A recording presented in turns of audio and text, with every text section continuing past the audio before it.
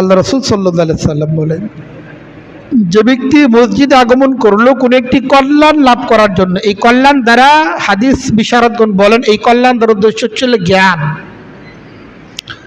তাহলে নবী করিম সাল্লাল্লাহু আলাইহি সাল্লাম বলতেছেন, যে ব্যক্তি জ্ঞান অর্জন করার জন্য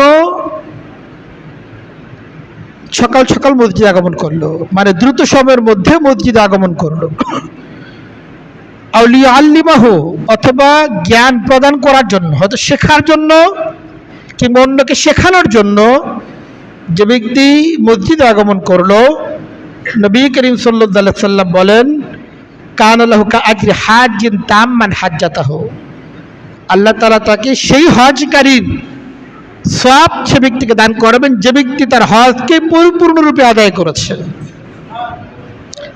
একটা সময় ছিল যখন মসজিদগুলো ছিল শিক্ষা কেন্দ্র, মুসলমানদের জন্য শিক্ষার মূল মাধ্যম ছিল মসজিদগুলো।